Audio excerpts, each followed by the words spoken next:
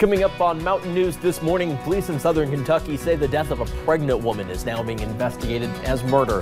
And the Florida man accused of sending mail bombs to prominent Democrats and CNN offices pleaded guilty in New York federal court yesterday. And not one, but two cyclones are bearing down on Australia, and they're both forecast to strengthen.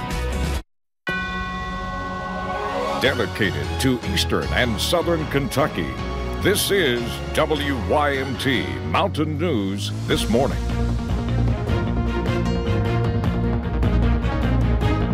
Good morning, I'm Connor James. The time is 6:31. Let's check in with Brandon Robinson for a look at your pretty calm forecast this morning. Brandon? Connor, I've got to say one thing before we get into it. This forecast brought to you by the letters T, G, I, and F. Amen. There you go. Amen. Let's get into it now. We'll take a look at the camera network. We start at UVA-wise, and things quiet in southwest Virginia. A few clouds rolling around this morning, still hanging out there. Go to the mountain on top of Buffalo, and a little bit of visibility issues. The lights on those transmitters not blinking quite so bright as they usually do, so maybe a little bit of touchy patchy fog up that way as you head out the door this morning. Some clouds, but starting to back off. You can see out toward Lake Cumberland, back into central Kentucky, starting to see some clearing skies. So hopefully we'll see that trend continue eastward quickly today, and we'll get some sunshine in here. 34 in Wise, 41 in Middlesboro, Jacksboro, Hazard, and Monticello, but most folks right there in the upper 30s to low 40s. A few degrees cooler than this time yesterday, but single digits, not even double digits in most areas. 12-hour planner, we do see the clouds try to give way later today, maybe some sunshine late as temperatures get close to 52. The rest of the forecast on the way here in just a few minutes. Connor?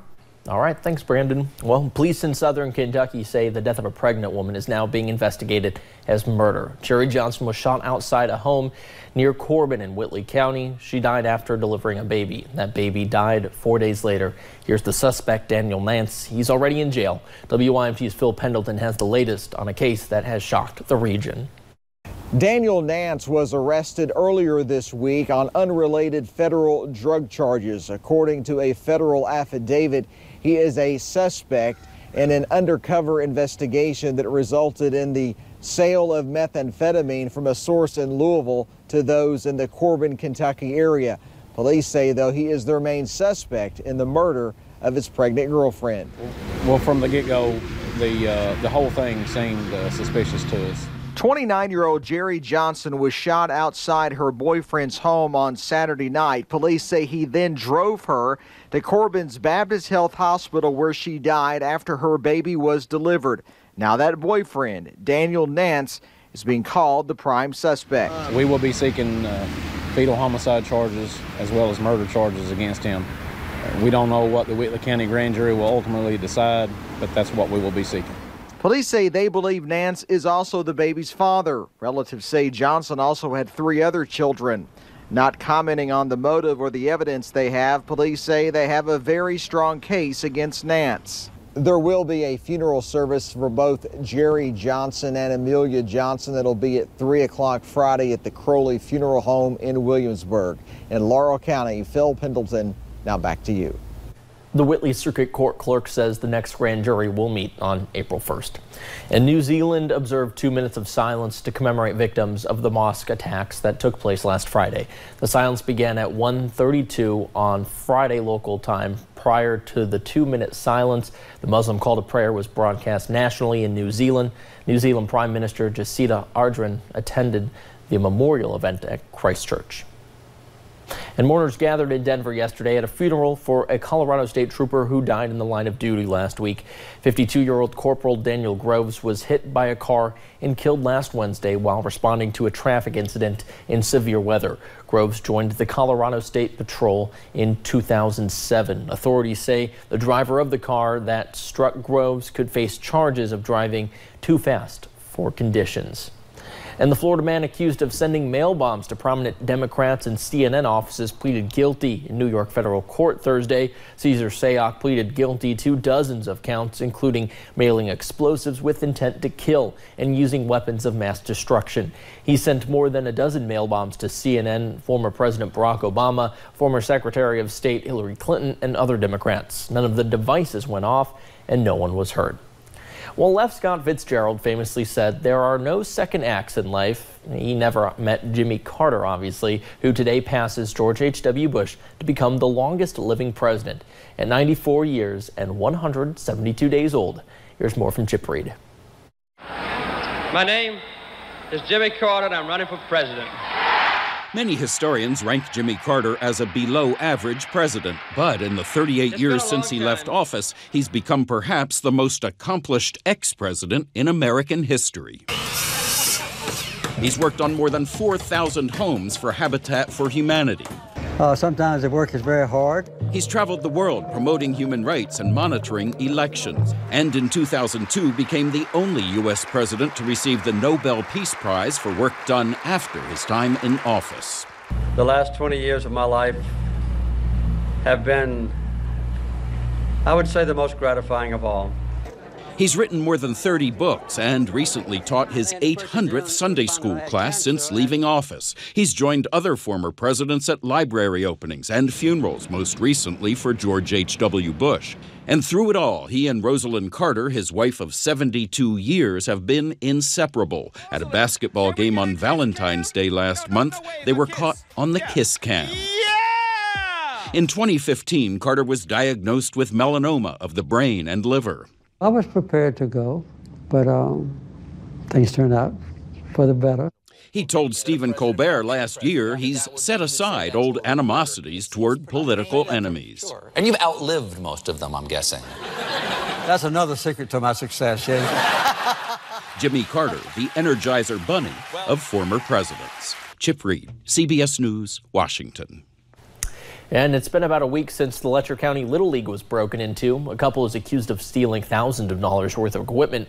Fortunately, they were able to find the stuff stolen, but the cooking supplies are no longer usable due to where they were hidden. Organizers with the league say the concession stand is where they make a lot of their money. But as far as money that we take in, is the only thing we get is concession and what donations that, the public may give us. Sexton says they have received many donations from people and businesses in the community. Practice for the league begins on April 13th. And officials say an increase in Pike County garbage pickup rates goes into effect on April 1st. This year, though, the need to expand a landfill is partially to blame. They say there are several reasons behind the new rates. WYMT's Taylor Upchurch breaks down the details. This landfill is nearly full, sitting at Phase 5. Now only 4 years are left to expand. There's not one penny of money in the bank to expand the landfill. The cost of Phase 6, $3 million. But that is not the only issue they face. Finding the funds to replace equipment weighs heavy on their minds. Officials say had money been set aside in years past, garbage rates may not be on the rise. Take a look at this driveway. Workers say some stops are far from practical and road tear takes a toll on vehicles. Once you get there, sometimes the weight from the vehicle itself and the garbage on it can pull you back off the hill. The list of worries does not stop there. Collection rate sits at nearly 80%. Workers say customers not paying their bills add to the financial struggle. If everybody will do their part, because everybody gets the service, so it's not fair for those that pay the bill and get the service for those that don't pay the bill. Some may question, is hauling to another county's landfill more cost effective? It would be, according to their estimate, more than $50 a month to have to haul the trash for the city residents alone. Under the circumstance, workers feel they made the better choice. Now to keep the county clean, they ask customers for patience and understanding in return. But I think working together we can make it happen. In Pike County, Taylor Upchurch, WYMT Mountain News. To learn more on what it costs to purchase new equipment and future garbage pickup rates, head on over to our website, WYMT.com. And new concerns about air quality in Texas after a massive fire at a chemical plant. Authorities warned people in Deer Park outside of Houston to shelter in place for several hours. The fumes escaped from a thick layer of foam that was sprayed on the blaze to contain the hazardous chemicals. County leaders had insisted for days that people close to the plant were not in danger. 6 school districts were forced to shut down. I turned the AC and the heater off. Closed all doors. I'm sure everything will be fine, but I'm just going to take precaution, that's all. Officials lifted the shelter-in-place order around noon, reassuring residents again that the public health risk was only minimal. Benzene is known as a carcinogen and can cause drowsiness, headaches, and dizziness if inhaled. And parts of northern Australia evacuated as that part of the world is experiencing the effects of two cyclones. Cyclone Trevor is expected to strengthen and hit the Northern Territory. The cyclone Veronica has already become stronger. Authorities have declared a state of emergency in the Gulf of Carpentaria ahead of Trevor's arrival. The Northern Territory is now undertaking the largest evacuation ahead of the cyclone in its history. Now let's head over to Brandon. Thankfully, it's a lot drier here. Look at your forecast. Calmer too. They're going to get ready to have a double wallop down there in the land down under, but here at home things are pretty quiet this morning outside the WYMT studios here in Hazard. Not much action going on. That's the way we like it. Whitesburg, the same thing there as well this morning. Quiet but still cloudy. We're looking at the last 6 hours on the satellite radar. Those clouds kind of got there to central Kentucky, the clearing line, and have stopped this morning. So hopefully we'll start to push those on out of here as we get deeper into the daylight. Pinpoint Doppler radar though nice and quiet as you head out the door. Temperatures in the mid to upper 30s, low 40s, so not moved a whole lot since we started the newscast back at 5. Out the door forecast, though, you are going to see temperatures climb into the 50s. Hopefully some late day sunshine, but the clouds will be around for much of the day. Connor? Thanks, Brandon. We will have stories trending on WYMT.com next. Thank you for joining Mountain News this morning. And we'll tell you about an alarming observation regarding sea ice in the Arctic.